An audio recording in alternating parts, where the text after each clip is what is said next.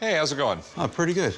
I have a couple of interesting notes I think you may be interested in. I have a $50 legal tender note from 1880, and I have an 1890 legal tender Treasury note, which is also known as an ornate or a fancy back. Okay, these are cool. And they're pretty damn rare. This note is legal tender at its face value in payment for all debts, public and private. I'm impressed that you can even read that. I pay extra money so you don't see the line on the bifocals. The notes I'm selling are very high grade. They're very collectible. The cool thing is that notes are really portable artwork. You can take them and show them other people. I'm looking for $35,000. The least I'm willing to take for them is somewhere between $20,000 and $25,000. These things are great. These were precursors to the Federal Reserve, more or less, to our modern money. These were not backed by anything. They just printed them. But what gave them value is you could pay taxes with them, and if you didn't pay taxes, they take everything you have and throw you in jail. I hear that. So where did you get these? On the internet. I was intrigued by the backs more than the fronts. It's a greenback. Yeah. I just love everything about these. The original term greenback came from legal tender notes because they always printed them with greenbacks. We used to make some really, really pretty money. We did. Gorgeous.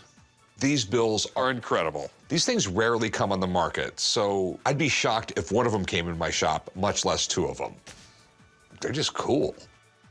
How much were you looking to get out of them? $35,000. Okay. $18,000 for the ornate back, $17,000 for the $50 note. Okay. Tell you the truth, I have no idea if that's a great price or not. Let me call in someone to look at them, and we'll go from there. That's fair. Okay, I'll be right back. Okay. I really feel good about an expert coming in because I've been out of the market for a while. I think it would really help me make a more informed decision as to selling the notes. Ah. This is why I call you in when I have this weird stuff. Great paper money. These are two very fantastic items.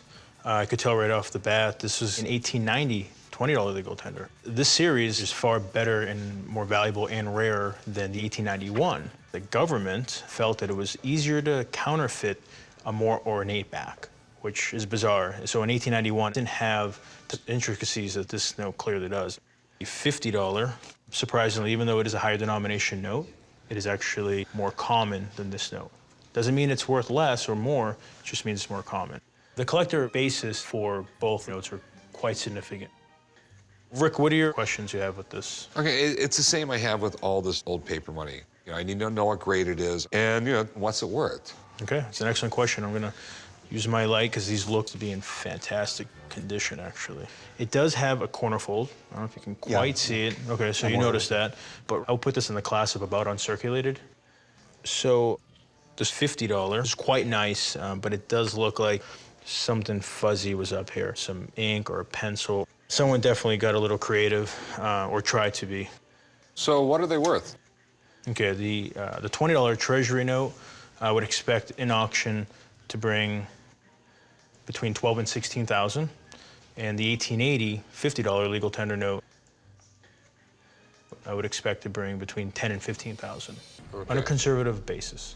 Somewhere between 22 and 30, basically? That's about right. I think that sounds reasonable. No, I'm glad to hear that. Oh, thanks, man. Thanks, Rick. Good to see you. Some of the rarest of rare notes, actually, is a $1890 $1,000 Treasury banknote that have sold upwards of nearly $3.5 million. If Rick can negotiate a deal for both these notes, I think it's an excellent buy. What's your best price on them? I'd like to get $30,000 for the two of them. Take them worth 17? They're absolutely beautiful, and when they're this nice, they sell quick. I'll give you that. I think you can get the 30 for it. 25. I'll tell you what, I'll pay you at the bottom end of what Pete said. 22, I think I'll do all right. Fine, you got a deal. Sweet. Meet you right over there, and we'll do some paperwork, man. I'm taking the $22,000 because at the end of the day, that's a number that I can deal with, and I'm gonna look for another collection. So right now, it'll sit pretty in the bank account until that time comes.